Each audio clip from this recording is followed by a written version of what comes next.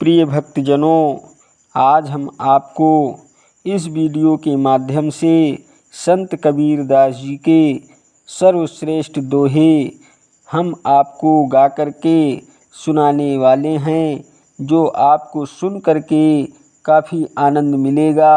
Video के last date तक ज़रूर बने रहिएगा ताकि आपको सारी जानकारी सही तरीके से मिल सके, और बेल वाली घंटी दबाना मत भूलें ताकि आपको सारी नोटिफिकेशन हमेशा मिलती रहे।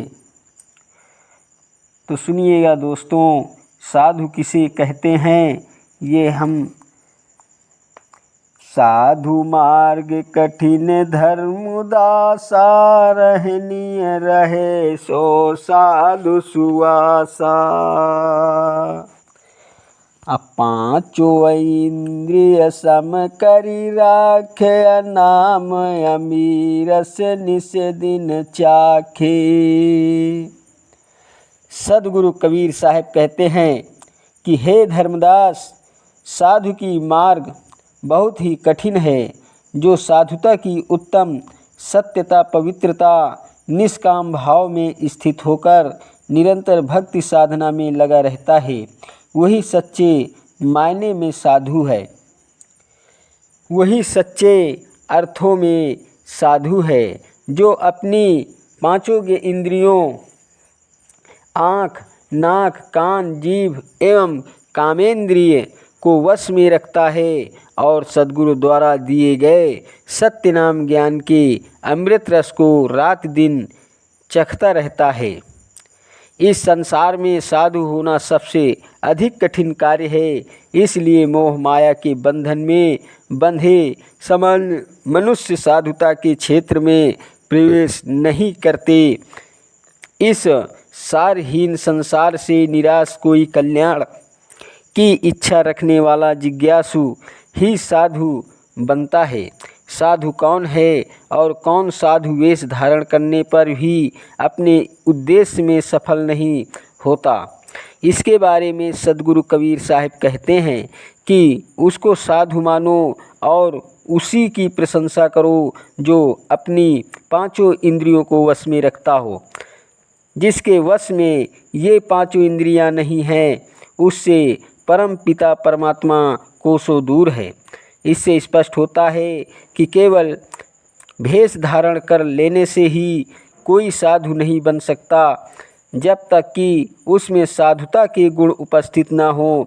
सदगुरु कबीर साहब ने अमृतवाणी में साधु के उत्तम गुण, लक्षणों एवं महिमा का विस्तृत रूप से वर्णन किया है, जो सामान्य मनुष्यों के लिए ही नहीं बल्कि साधु समाज के लिए भी आदर्श शिक्षाप्रद है।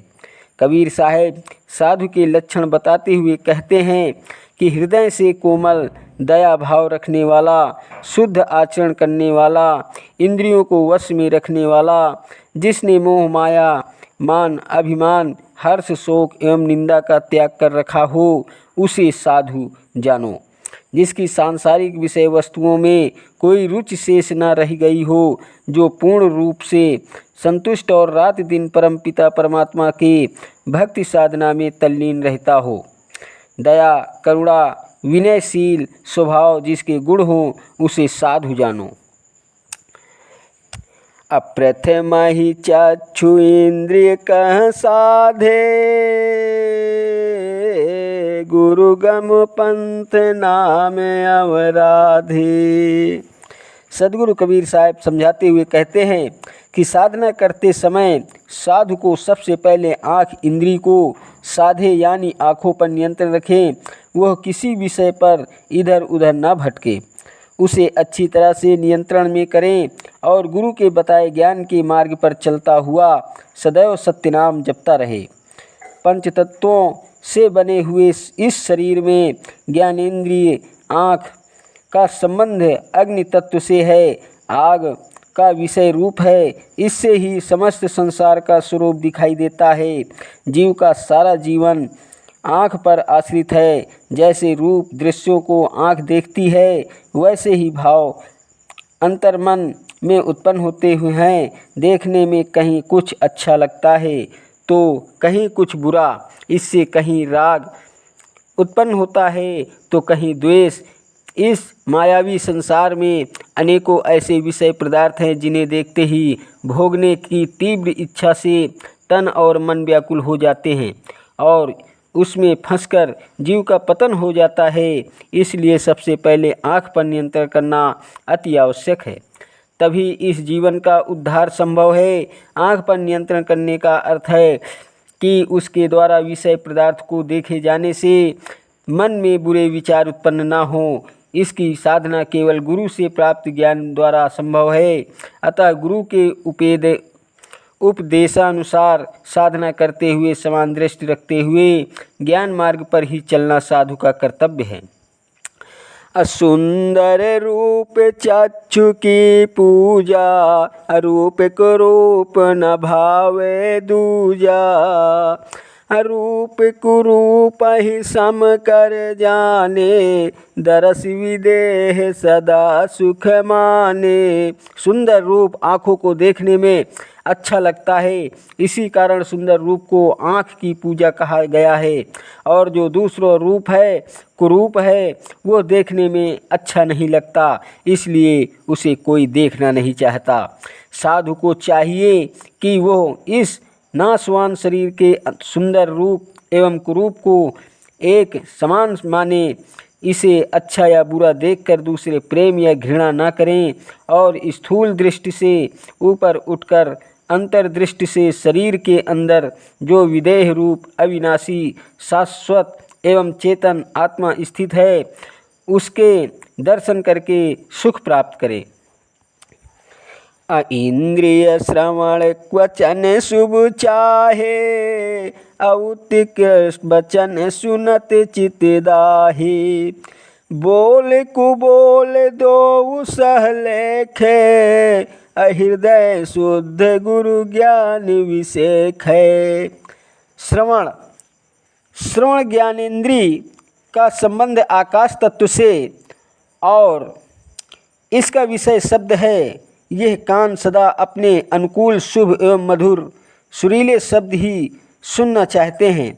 इसके द्वारा कठोर वचन सुनकर चित्त क्रोध की अग्नि से जलने लगता है, जिससे अशांति उत्पन्न होती है। साधु को चाहिए कि वह बोल कुबोल दोनों प्रकार के वचनों को समान भाव से सहन कर लेना चाहिए। सद्गुरु के ज्ञानोपदेश को विचार करते हुए हृदय को शुद्ध रखें तथा शांत रखें।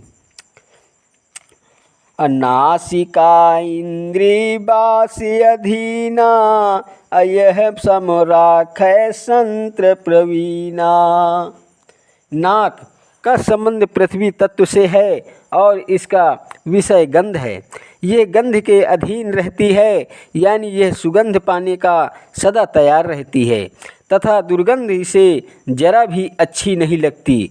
बुद्धिमान ज्ञानी संत साधक को यह चाहिए वो इसे ज्ञान विचार से वश में रखें, यानी इसे सुगंधित विषय पदार्थों की आशा में न पढ़कर सद्गुरु के आदेश के अनुसार अपने आप को सहज शुद्ध भाव में रखें। जिह्वा वशीकरण। जिह्वा इंद्रिय चाहे स्वादा, अखट्टा मीठा मधुर स्वादा, असहज भाव में जो कुछ आवे, अरूखा फीका नहीं बिलगावे। जीभ का संबंध जल तत्व से है और इसका विषय रस है। यह सदा विभिन्न प्रकार के अच्छे अच्छे स्वाद वाले व्यंजनों को पाना चाहती है। जैसे इस संसार में 6 रस खट्टा मीठा कड़वा कसैला नमकीन और चरपरा बताए गए हैं। जीभ इन रसों के मधुर स्वाद को पाने के लिए सदैव तैयार रहती है। साधु संत को यह कहना चाहिए कि वह इन रसों स्वादों की आसक्ति में न पड़े। समयानुसार सरलता से जो भी शुद्ध सात्विक भोजन मिल जाए उसे प्रसन्नतापूर्वक स्वीकार करें। रूखे सूखे भोजन को स्वादहीन समझकर ठुकराए नहीं, बल्कि समभाव से आनंद पूर्वक ग्रहण करें।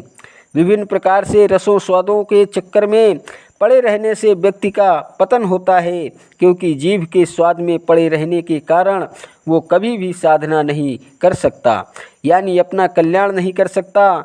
सदगुरु कबीर साहब जी कहते हैं कि जब तक जीभ स्वाद रूपी कुएं में लटकी है, जहाँ पर वो तीक्ष्ण विष रूपी विषयों का पान कर रही है, तब तक जीवन में राग द्वेष उत्पन्न होते ही रहेंगे और हृदय से राम नाम ज्ञान मिट जाएगा।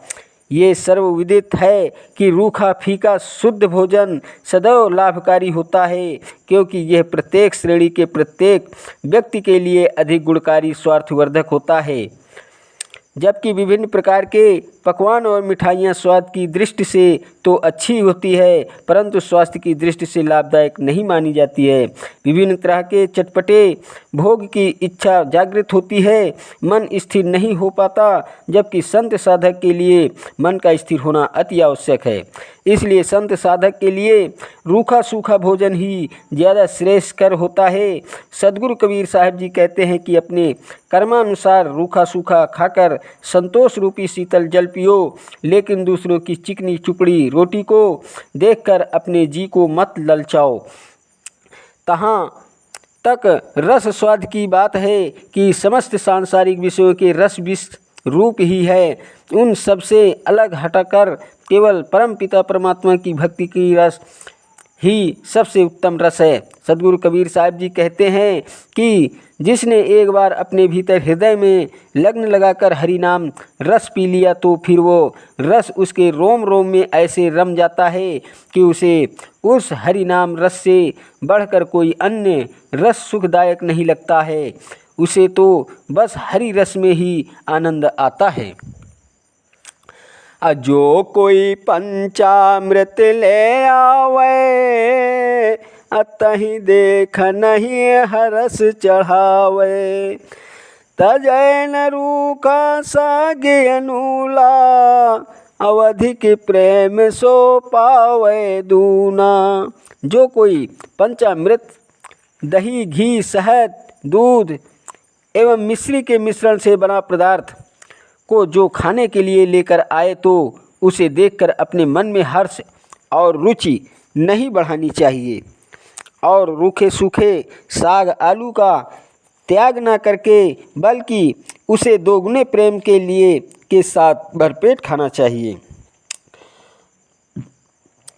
इंद्रिय दुष्ट महाअपराधी, अकुटिल काम कोई बिरल साधी।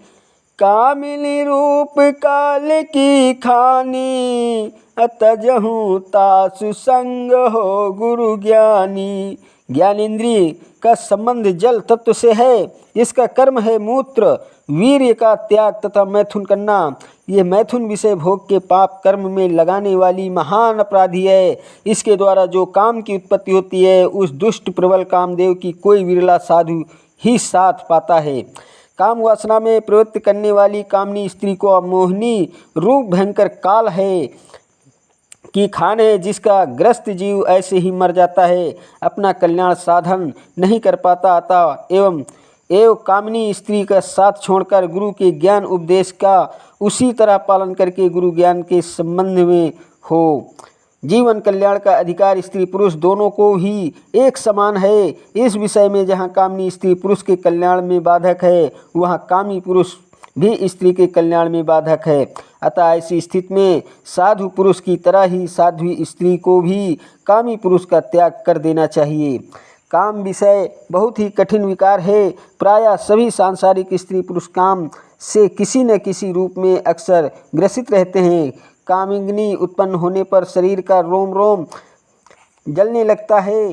कामिनी उत्पन्न होने पर व्यक्ति का मन और बुद्धि से नियंत्रण समाप्त हो जाता है, जिसके कारण उस व्यक्ति का शारीरिक मानसिक और आध्यात्मिक शक्ति का पतन होता है।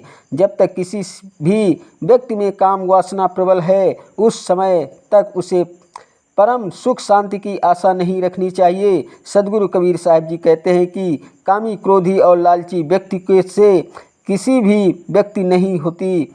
भक्ति को कोई सूरवीर संत ही करता है, जो जाति वर्ण एवं कुल की मर्यादा से परे हो गया है। काम जीवन कल्याण का सबसे बड़ा शत्रु है, अतः साधना करने वाले स्त्री पुरुषों को इसे वश में करना आवश्यक ही नहीं, अति आवश्यक भी है।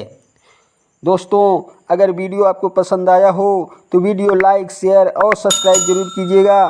चैनल पर नए हैं तो बेल वाली घंटी दबाना मत भूलिएगा। थैंक यू सो मच मेरा यूट्यूब वीडियो देखने वाले दोस्तों।